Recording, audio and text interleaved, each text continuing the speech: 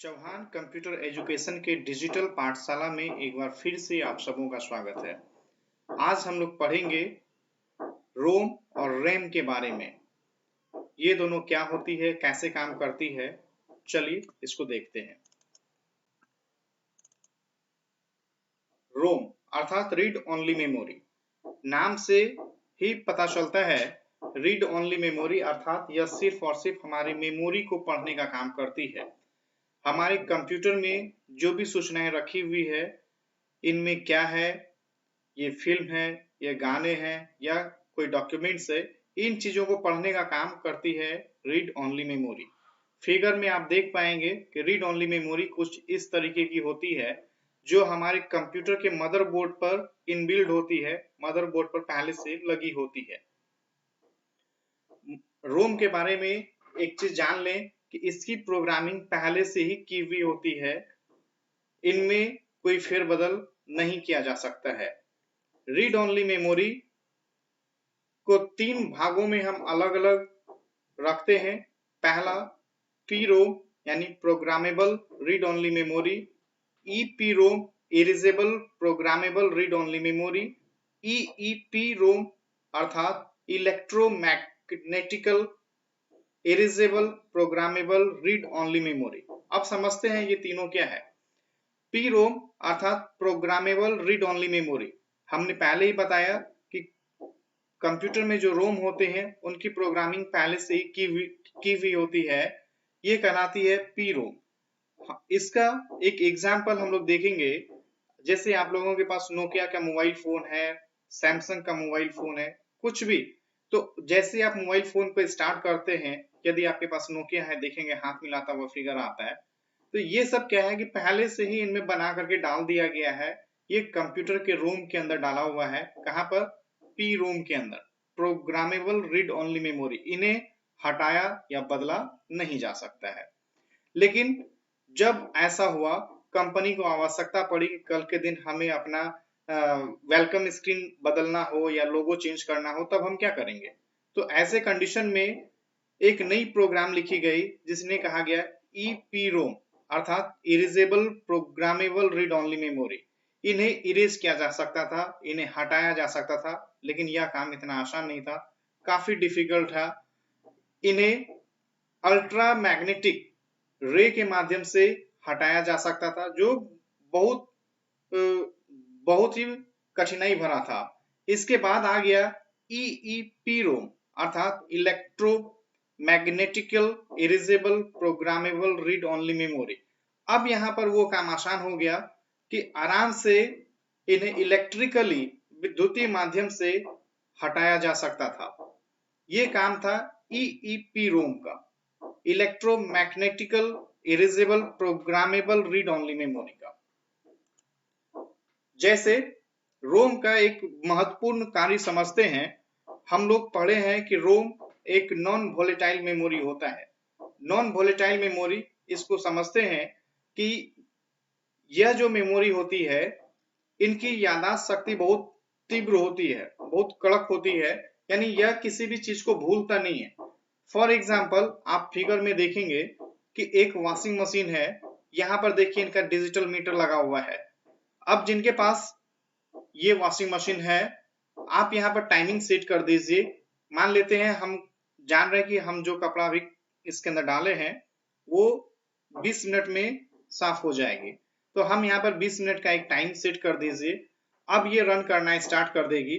सोचिए कि 10 मिनट के बाद हमारा लाइन कट गया, जाहिर सी बात है हमारा वॉशिंग मशीन बंद हो जाएगा। लेकिन जब 2 घंटे, 3 घंटे, 5 घंटे या 2 दिन के बाद भी लाइट आती है, जैसे ही हमारा वॉशिंग मशीन ऑन होगा, हमारे वॉशिंग मशीन को पता है कि हम पहले 10 मिनट चले थे, अब और 10 मिनट चलना है। ये किसी भी बात को भूलता नहीं है। तो लाइन कटने के बाद भी इसे सारी बातें याद रहती है। ये रोम का काम है, रीड ओनली मेमोरी का काम है, क्योंकि इसकी मेमोरी में ये बात डाल दी गई है कि आपको 20 मिनट घूमना है, टाइम 20 मिनट सेट किया गया है। 10 मिनट आप चले थे, लाइन कट गई थी, तो बचा हुआ 10 मिनट फिर आपको चलना है, तो ये 10 मिनट फिर से चलेगी। ये काम है रोम का, रीड ओनली मेमोरी का।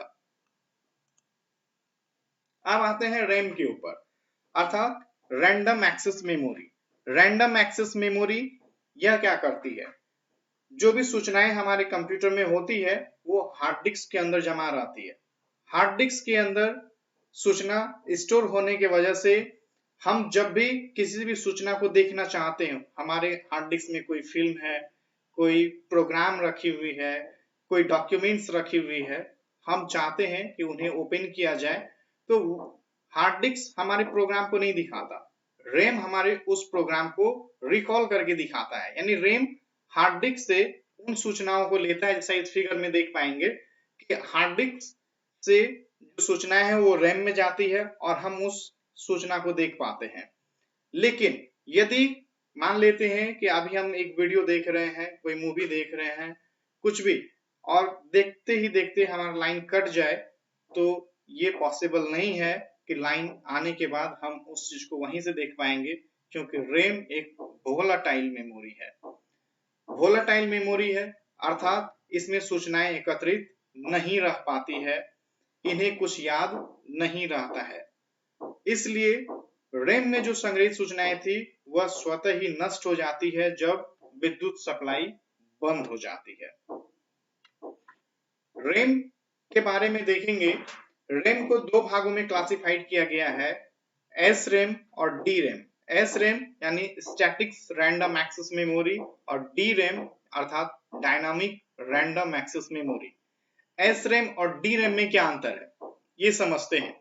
एस रैम अर्थात स्टैटिक्स रैंडम एक्सेस मेमोरी, इसमें हम ये बात समझेंगे कि जिस तरीके से हमारा घड़ी है, कंप्यूटर का घड़ी हो या जो भी घड़ी हो, घड़ी में क्या है कि यदि हम टाइम सेट कर देते हैं 10 मिनट ज्यादा या 10 मिनट कम, 5 मिनट ज्यादा 5 मिनट कम, जैसा भी, तो टाइम हमें वो उसी के अनुसार दिखाता है। बढ़ा हुआ टाइम सेट करेंगे तो हमको बढ़ा हुआ टाइम दिखेगा, घटा हुआ टाइम सेट करेंगे तो घटा हुआ टाइम दिखेगा।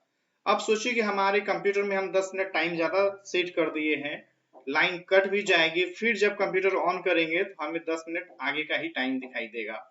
5 मिनट पहले का सेट किया होता बंद होने के बाद, फिर जब कंप्यूटर खोलता तो फिर 5 मिनट पहले का ही वो टाइम हमें दिखाई देता। तो ये काम करता है एस रैम यानी स्टैटिक रैंडम एक्सेस मेमोरी। अब यहाँ पर ये सूचना, एक बात समझने की है कि यहाँ पर कि हम लोग इन सूचनाओं को रोम में भी एकत्रित कर सकते थे, लेकिन नहीं, रोम में चूंकि हमने पहले भी बताया कि इसमें इरेज करना पॉसिबल नहीं है, तो ये इसमें क्या होती कि कंपनी अपने अनुसार टाइमिंग सेट करके दे देती, हम उसमें चेंज नहीं कर पाते। अब लेकिन हम उपभोक्ता हैं, हमारी जरूरत है कि हम 2 मिनट टाइम आगे बढ़ा करके रखें, 10 मिनट पीछे बढ़ा करके रखें, तो ऐसा पॉसिबल नहीं होता। इसलिए इन फंक्शन को एस रैम में डाल दिया गया है ताकि उपभोक्ता अपने अनुसार टाइम को आगे या पीछे कर सके। अब आते हैं डी रैम के ऊपर। डी रैम जैसा हमने बताया कि आप जो भी सूचना लेना चाहते हैं वो आप हार्ड डिस्क से डायरेक्ट लेते हैं और हार्ड डिस्क रैम को वो सूचना देती है जो आप देख पाते हैं। फॉर एग्जाम्पल आप ऐसा समझिए कि आपको खाना खाना हो, खाना खाने के लिए आपका जो खाना है वो किसी हांडी में, किसी बर्तन में रखी हुई है, तो क्या आप हांडी से खाएंगे? आप डायरेक्ट उसी बर्तन से खाएंगे? नहीं, आपको उस खाने को अपने थाली में निकालना होगा, तभी आप खा पाएंगे। तो रैम जस्ट एक थाली का काम करती है कि वहां से आप भोजन खा पाए। अब देखते हैं यहाँ पे हार्ड डिस्क को। ये हार्ड डिस्क है और ये हार्ड डिस्क के ऊपर ये देख रहे हैं हार्ड यानी कठोर, ये कठोर होता है, इसका सरफेस कठोर है, और डिस्क यानी ये जो कैसेट आप देख रहे हैं इसके ऊपर लगी हुई गोल वाली, और ड्राइव यानी चलाना, ये इनको चलाता है, इसलिए इसका पूरा नाम है HDD अर्थात हार्ड डिस्क ड्राइव। इसके अंदर जो भी सूचनाएं होती है सारी एकत्रित होती है, 80 GB, 160 GB, 320 GB, 500 GB, 1 TB यानी 1000 GB, 2000 GB अर्थात 2 TB, इस तरीके से आप सूचनाएं 4 TB तक रख सकते हैं। अब इसी में आ गया है SDD, जो हार्ड डिस्क से उच्च संग्रहण क्षमता होती है, उनकी स्पीड अधिक होती है, सूचना ट्रांसफर करने की जो कैपेसिटी होती है वो अधिक होती है, और सबसे बड़ी बात हार्ड डिस्क जो होती है वो 55 डिग्री सेंटीग्रेड तक ही काम कर सकती है, जबकि SDD 70 डिग्री सेंटीग्रेड तक काम करने में सक्षम है। आज के क्लास में फिलहाल इतना ही, फिर मिलेंगे एक नए वीडियो के साथ।